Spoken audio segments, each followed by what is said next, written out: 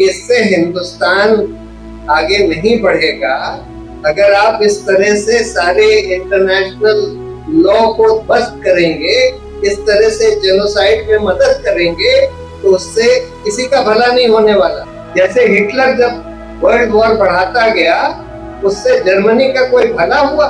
इससे सिर्फ नेतन्याहू को थोड़े देर और चलने के लिए मदद मिल रही है। इजराइल की जनता का कोई भला नहीं हो रहा, हिंदुस्तान का तो बिल्कुल भी इससे भला नहीं होने वाला। कि जो ये काम कर रहे हैं, जो आर्म्स एक्सपोर्ट्स इजराइल को कर रहे हैं, ये इंटरनेशनल लॉ का वायलेशन है। ग्लोबल टुडे सब्सक्राइब करें और बेल आइकन दबाएं। खबर जो करे असर। जो गजा में इजराइल कर रहा है, ये एक बहुत ही घिनौना नरसंहार है और ये इंटरनेशनल कोर्ट ऑफ जस्टिस ने भी एक्नॉलेज कर लिया है। यूनाइटेड नेशंस के कितने सारे एक्सपर्ट्स ये एक्नॉलेज कर चुके हैं। ये सबको पता है किस तरह का जेनोसाइड, जॉन ने तो बहुत डिटेल में आपको बताया। हिंदुस्तान एक जेनोसाइड कन्वेंशन का सिग्नेटरी है, रेटिफाई भी किया है। इस पर जो हिंदुस्तान के सुप्रीम कोर्ट ने जो कानून बोला है, वो ये कहता है कि कोई भी इंटरनेशनल कन्वेंशन जिसको हिंदुस्तान की सरकार ने या हिंदुस्तान ने साइन किया है और रेटिफाई किया है, उसको आप अपने हिंदुस्तान के कानून में पढ़ सकते हैं, यानी कि उसको हिंदुस्तान के कानून का हिस्सा मान सकते हैं। तो ऐसे सिचुएशन में देखिए, ऐसे सिचुएशन में कोई ये नहीं कह सकता, अगर आप ये भी मान लें, वृंदा ने बहुत अच्छी बात बोली कि हिंदुस्तान इजराइल के इस जेनोसाइड को और तरीके से भी मदद कर रहा है। उससे आर्म्स जब खरीदते हैं तो उनको पैसा जाता है, उससे आप पेगासस जब खरीदते हैं तो इजराइल को पैसा जाता है, खूब सारा पैसा उनको दिया जा रहा है, उससे भी उनके जेनोसाइड में मदद होती है। लेकिन अगर आप आर्म्स एक्सपोर्ट कर रहे हैं, तब तो सीधी मदद है उस जेनोसाइड। और खासकर अगर आपको ये पता है कि वो आर्म्स जो आप एक्सपोर्ट कर रहे हैं, उसका इस्तेमाल इजराइल गजा में कर रहा है, जिसका भी एविडेंस है, तब तो सीधा सीधा ये इंटरनेशनल लॉ, जेनोसाइड कन्वेंशन और सुप्रीम कोर्ट के जजमेंट्स का उल्लंघन है और ह्यूमन राइट्स का वायलेशन है। हिंदुस्तान का संविधान ये कहता है कि आर्टिकल 21 राइट टू लाइफ और लिबर्टी सिर्फ हिंदुस्तान के सिटीजन्स के लिए नहीं सिक्योर्ड है, लेकिन किसी भी सिटीजन के लिए विश्व में कहीं पर भी हो। और अगर आप कुछ ऐसा काम कर रहे हैं, आपकी सरकार कुछ ऐसा काम कर रही है जिससे कि दूसरे देश के सिटीजन्स के ऊपर नरसंहार हो रहा हो, तो वो हमारे संविधान के धारा 21 का सीधा उल्लंघन है।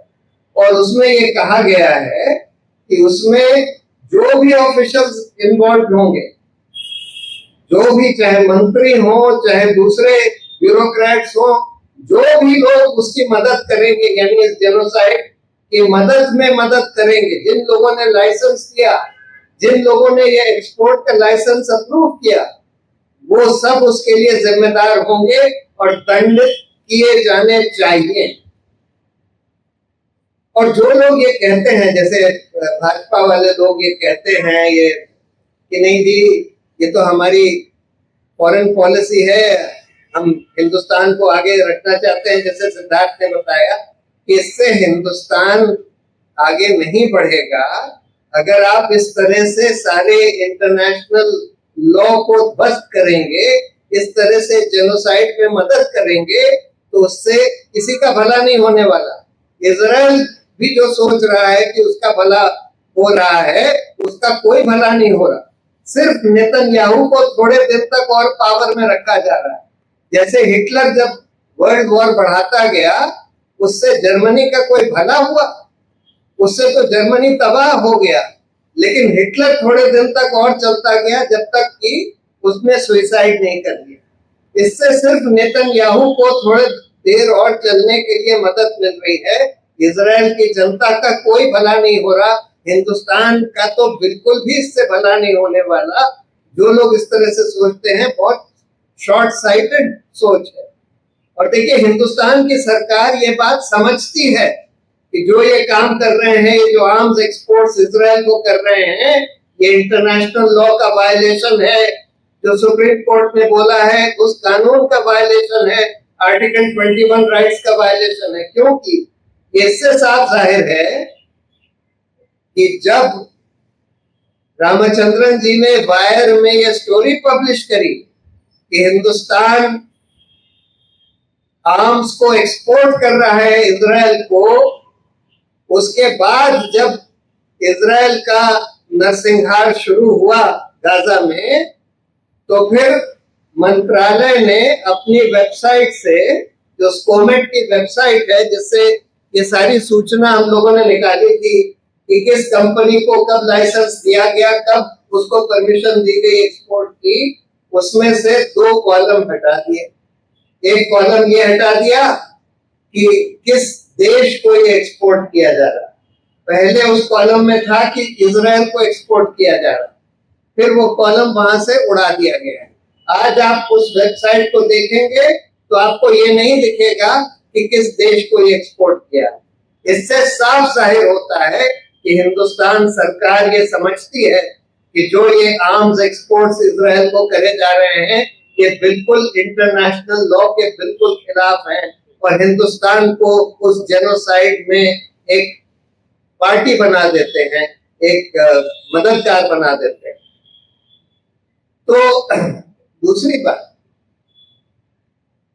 जैसे आपको बताया गया कि हिंदुस्तान की सरकार, हिंदुस्तान के लोग हर बार पैलेस्टाइन के साथ के सॉलिडारिटी में खड़े रहे, लेकिन आज ये हालात हो गए हैं और पूरे विश्व में, खासकर अमेरिका में, वेस्टर्न कंट्रीज में बहुत प्रोटेस्ट हो रहे हैं इजराइल के खिलाफ, इस जेनोसाइड के खिलाफ, लेकिन हिंदुस्तान में नहीं होने दिए जा रहे। क्योंकि ये सरकार अगर कोई जना पैलेस्टाइन का फ्लैग भी रेस करता है, वेव करता है, तो उसको अरेस्ट कर लेती है और ये कह के अरेस्ट कर लेती है कि भाई आप अलगाववाद बढ़ा रहे हैं, आप नेशनल सिक्योरिटी के लिए थ्रेट है। अरे पैलेस्टाइन के सॉलिडारिटी में, पैलेस्टाइन के दबे हुए, ये तो इंटरनेशनल कोर्ट ने कह दिया कि इजराइल का ऑक्यूपेशन पैलेस्टाइन में बिल्कुल इलीगल है, लेकिन फिर भी पैलेस्टाइन का फ्लैग वेव करना एक ऐसा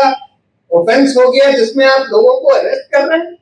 ये सरकार की मानसिकता दिखाता है कि किस स्तर तक ये लोग गिर चुके हैं।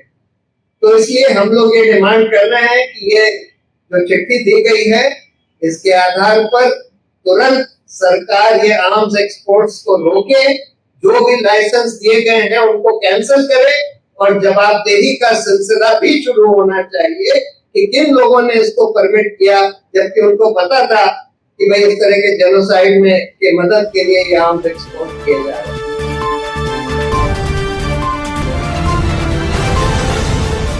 ग्लोबल टुडे यूट्यूब के साथ लाता है देश विदेश की ताज़ा खबरें और नए नए वीडियोस। हमें सब्सक्राइब करें और ताज़ा खबरों के लिए बेल बटन दबाएं। Global today.